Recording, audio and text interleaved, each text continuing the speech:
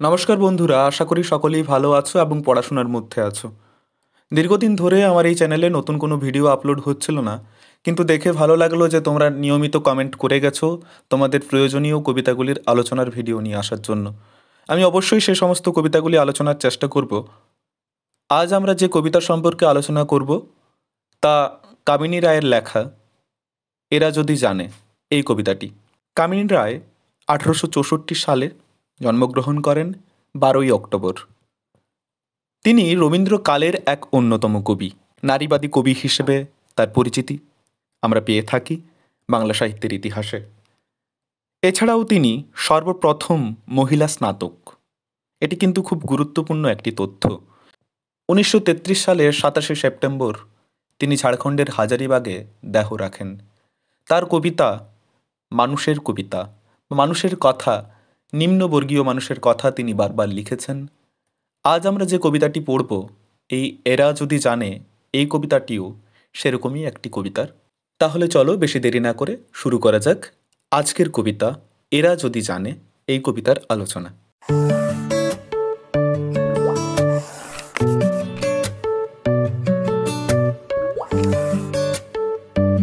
এদেরও তো গড়েছেন নিজে ভগবান, নবরূপে দিয়েছেন চেতনা ও প্রাণ। সুখে দুঃখে হাসে কাঁদে, স্নেহে প্রেমে গৃহ বাঁধে। বিধে শল্য সম হৃদে ঘৃণা অপমান, জীবন্ত মানুষ এরা মায়ের সন্তান। কবি বলছেন ভগবান তো এদেরকেও গড়েছেন, আমরা জানি না তিনি কার কথা বলছেন। কেবলমাত্র বলছেন যে এদেরও তিনি গড়েছেন, ভগবান তিনি এদেরও গড়েছেন, নতুন রূপে তাদের চেতনা এবং প্রাণ দিয়েছেন। এরাও সুখে দুঃখে হাসে কাঁদে, এমনকি তাদের যে গৃহ বাঁধার যে মূল মন্ত্র, সেটাও কিন্তু স্নেহ এবং প্রেম দিয়ে তারা গৃহ বাঁধে বা ঘর বাঁধে। অন্য সকল মানুষের মতোই তারা। বিধে শল্য সম হৃদে ঘৃণা অপমান, তাদের হৃদয়ে কাঁটার মতো ঘৃণা এবং অপমান বিনতে পারে। জীবন্ত মানুষ এরা মায়ের সন্তান, এরাও মানুষ, এরাও জীবন্ত।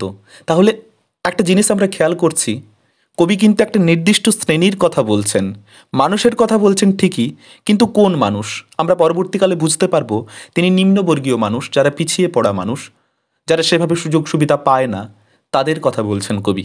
তাদেরও ভগবান নিজে গড়েছেন, নতুন রূপে চেতনা এবং প্রাণের সঞ্চার ঘটিয়েছেন। এই সমস্ত মানুষেরাও কিন্তু সুখে দুঃখে হাসে কাঁদে, স্নেহে প্রেমে এরাও ঘর বাঁধে। এদের হৃদয়েও ঘৃণা এবং অপমান এগুলো কাঁটার মতো বিনতে পারে। এরাও জীবন্ত মানুষ, এরাও মায়ের সন্তান। এরপর কবি বলছেন এরা যদি আপনারে শেখে সম্মানিতে, এরা দেশ ভক্ত রূপে জন্মভূমি হিতে, মরণে মানিবে ধর্ম বাক্য নহে দিবে কর্ম, আলস্য বিলাস আজও ইহাদের চিতে, পারেনি বাঁধিতে বাসা পথ ভুলাইতে। এরা যদি নিজেদের সম্মান দিতে শেখে, এরা যদি দেশভক্ত রূপে জন্মভূমির হিতকর্ম করতে যায়, ভালো কিছু করতে যায়, তাহলে কিন্তু এরা মরণকেই ধর্ম বলে মেনে নেবে। এদের ধর্ম বাক্য নহে দিবে কর্ম, এরা কাজ দেবে, এরা কথাই বলবেন। একটা সেই লাইন ছিল না, আমাদের দেশে হবে সেই ছেলে কবে, কথাই না বড় হয়ে কাজে বড় হবে। এখানেও যেন সেই জিনিসটি ঘুরে ফিরে পাচ্ছি আমরা। বাক্য নহে দিবে কর্ম, অর্থাৎ কথাই বেশি বড় হবে না, কাজে বড় হবে, কর্ম দেবে তারা। এরপর কবি বলছেন আলস্য বিলাস আজও ইহাদের চিতে, পারেনি বাঁধিতে বাসা পথ ভুলাইতে। ইহাদের চিতে অর্থাৎ চিত্তে আলস্য বিলাস এখনো পর্যন্ত বাসা বাঁধতে পারেনি, এদের পথ ভুলাতে পারেনি। কোনো রকম আলস্য, কোনো রকম বিলাস বাসনা এদের পথ ভুলিয়ে দিতে পারেনি। পরে বলছেন কবি এরা হতে পারে দ্বিজ যদি এরা জানে, এরা কি সভৈশ্বরী রহে ব্যবধানে। এরা হতে পারে বীর, এরা দিতে পারে শির, জননীর ভগিনীর পত্নীর সম্মানে, ভবিষ্যের মঙ্গলের স্বপনে ও ধ্যানে এরা যদি জানে। এরা দ্বিজও হতে পারে। এই দ্বিজ শব্দটির অর্থ সনাতন ধর্মের উচ্চবৃত্তীয়দের দ্বিজ বলা হয়। আসলে দ্বিজ কথার অর্থ হচ্ছে দ্বিতীয়বার জন্ম। অনেক সময় হয় ব্রাহ্মণদের যে উপনয়ন পর্বটা হয়, অর্থাৎ পৈতে হয়, এই পৈত হওয়ার পর দ্বিজ বলা হয়। যদি এরা জানে, এরা কি সভৈশ্বরী রহে ব্যবধানে, এরা যদি জানতে পারে, মানে এদের মনের মধ্যে, এদের প্রাণের মধ্যে একটা নতুন রকম ধারণার জন্ম নিতে হবে। এই যে একটু আগে কবি বলছিলেন এরা যদি নিজেদের সম্মান দিতে শেখে, তার মানেটা কি? চিত্তের জাগরণ ঘটাতে চাইছেন। এরা যদি জানে, এরা তো সবসময় ব্যবধানে সরে থাকবে না। কেননা এরা হতে পারে বীর, এরা দিতে পারে শির, এরা বীর হতে পারে, এরা শির অর্থাৎ মাথা দিতে পারে জননীর ভগিনীর পত্নীর সম্মানে, ভবিষ্যের মঙ্গলের স্বপনে ও ধ্যানে। এরা যদি জানে, এরা যদি জানে তাহলে এরা কিন্তু মাথা দিতেও অর্থাৎ প্রাণ দিতেও ভয় পাবে না। কিসের জন্য প্রাণ দিতে ভয় পাবে না তারা? জননীর অর্থাৎ মায়ের, ভগিনীর অর্থাৎ বোনের, পত্নীর সম্মানে অর্থাৎ স্ত্রীর সম্মানে, অর্থাৎ নারী জাতির সম্মানে এরা মাথা দিতে কখনো পিছু পা হবে না। ভবিষ্যের মঙ্গলের স্বপনে ও ধ্যানে, যারা নতুন প্রজন্ম তাদের স্বপনে এবং ধ্যানে এরা বেঁচে থাকবে। এদের জন্য তারা স্থির দিতে কখনো ভয় পাবে না। পরে বলছেন কবি, উচ্চকুলে জন্ম বলে কতদিন আর ভাই বিপ্র রবে তবে এই অহংকার। তুমি উচ্চকুলে জন্মগ্রহণ করেছ বলে হে পণ্ডিত, তোমার কতদিন পর্যন্ত এই অহংকারটা থাকবে তোমার? কবি প্রশ্ন তুলছেন। কৃতান্ত সে কুলীনের রাখে না তো মান, তার কাছে দ্বিজ শূদ্র পারিয়া সমান। কৃতান্ত অর্থাৎ যিনি মৃত্যুর দেবতা, যম বলা যেতে পারে, তার কাছে কিন্তু কে কুলীন বা কে দ্বিজ, কে শূদ্র, কে পারিয়া, এগুলো কোনো রকম ভেদাভেদ নেই। কুলীনের কোনো মান রাখে না, দ্বিজের কোনো মান রাখে না, শূদ্রের মান রাখে না, পারিয়ার মান রাখে না আলাদা করে। তার কাছে সবাই সমান।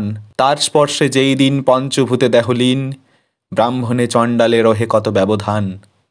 মৃত্যু যখন আসবে তোমার কাছে, তোমার দেহ যখন পঞ্চভূতে লীন হয়ে যাবে, পঞ্চভূত অর্থাৎ অগ্নি, হাওয়া, মাটি, জল, আকাশ, এই পাঁচটিকে বলা হয় পঞ্চভূত। এই পাঁচটি ভূতে যখন তোমার দেহ লীন হয়ে যাবে, তোমার দেহ মিশে যাবে এই পাঁচটি ভূতে, ব্রাহ্মণে চণ্ডালে রহে কত ব্যবধান। যেদিন তুমি থাকবে না, যেদিন তোমার দেহটিও ভেঙে চৌচির হয়ে যাবে, মিলিয়ে যাবে বাতাসে, হাওয়ায়, অগ্নিতে, জলে এবং আকাশে, সেদিন কি ব্রাহ্মণ আর চণ্ডালের মধ্যে ব্যবধানটা থাকবে? কবি প্রশ্ন তুলছেন এবং প্রশ্ন দিয়েই শেষ করছেন।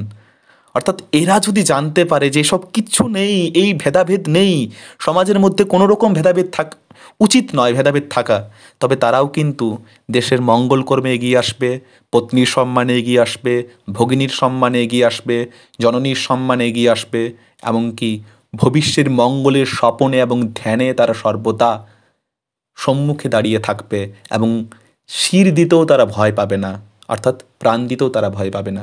এভাবেই কবি এই কবিতার মধ্যে এক নতুন চেতনার উন্মেষ ঘটাতে চেয়েছেন। এই ভেদাভেদের বিপরীতে দাঁড়িয়ে এক সম্পূর্ণ পৃথক সমাজ ব্যবস্থার কথা কবি চিন্তা ভাবনা করেছেন। তাহলে এই হলো এরা যদি জানে কবিতার সারমর্ম। তোমাদের এই কবিতা বুঝতে কোথাও যদি কোনো রকম অসুবিধা থেকে থাকে অবশ্যই কমেন্ট করে জানিও। আর হ্যাঁ, তোমাদের কোন কবিতার আলোচনা প্রয়োজন তাও কিন্তু কমেন্ট করতে ভুলো না। যদি ভিডিওটি ভালো লেগে থাকে বন্ধুদের মধ্যে ছড়িয়ে দিও। ভালো থেকো, পড়াশোনায় থেকো।